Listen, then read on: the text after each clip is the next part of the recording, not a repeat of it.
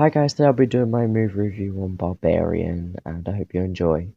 So this is directed by Zach Greger, and this follows a woman finds out that the rental house she reserved has been accidentally double booked with a man while not knowing of a dark secret within the dwelling. So essentially, she uncovers some secrets in the house she booked, and yeah. So I'm going to be start with what I liked, and then disliked, then my overall review, and I hope you enjoy. So the first thing I liked was the setting was quite sinister, and the I like that because not only the house is going to be like creepy and stuff, but the street is as well. So I did like the setting. It was gave me a sinister vibe to it. Another thing I liked was the situation Tessa and Keith was put in.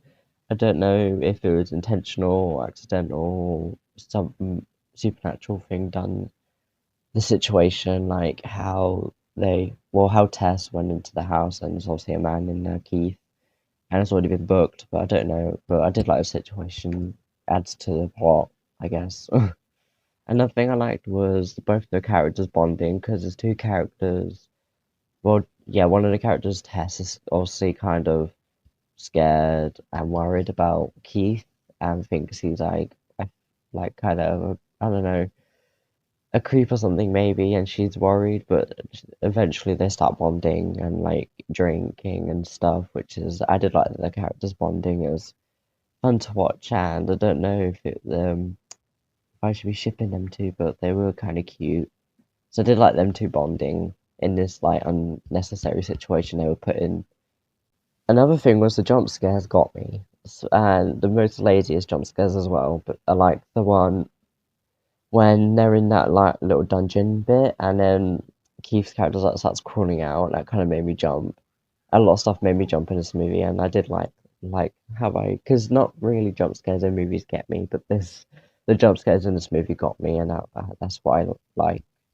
Another thing I liked was the brutal kills. The kills in this movie were brutal as, and I can handle brutal kills, but I don't know why the last kill in this movie was really brutal and just disgusting to see, and just the kills in this movie were brilliant, done well as well.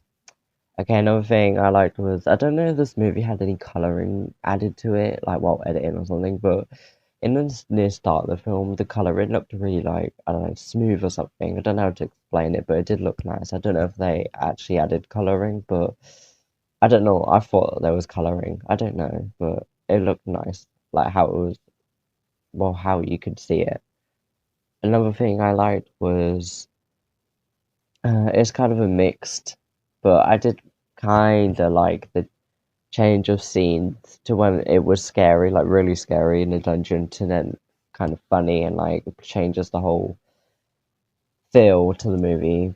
But it did kind of because I did want to know more about the like monster and that, but we just kind of shifted away. I was like, what's going on? But it's kind of that's kind of mixed, but it was okay. I guess it adds more to the plot, but yeah, that's kind of a mixed thing. I kind of like.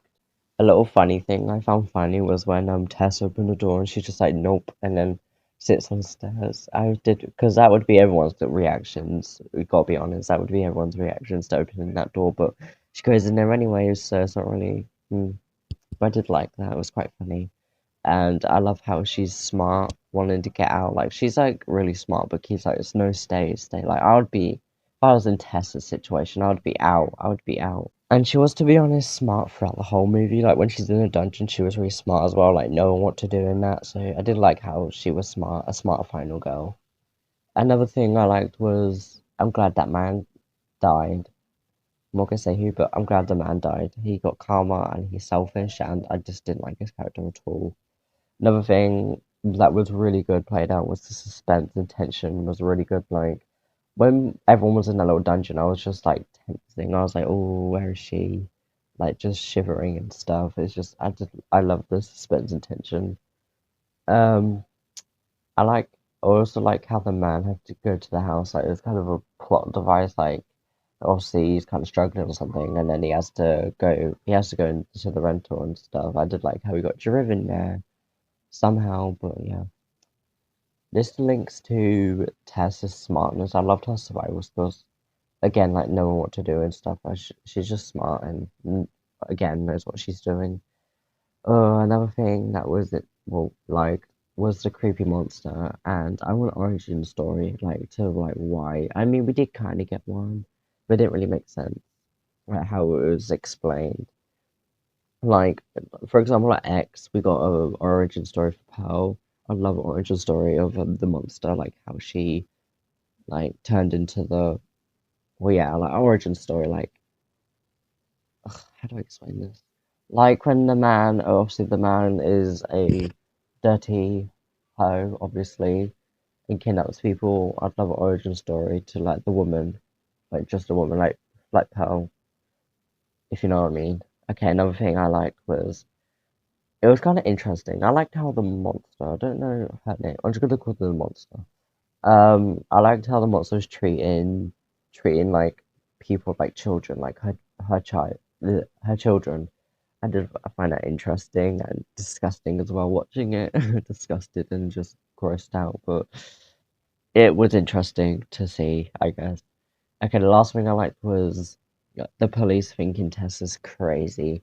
That's really, I mean, that's understandable because, you know, the streets are all just like discussing everything, and then you got this woman all like dirty and saying she saw someone or something. Of course, they're gonna think she's crazy, but should have believed her because people did die. So I did find that quite good to the plot that they didn't believe her. Okay, on to the things I disliked.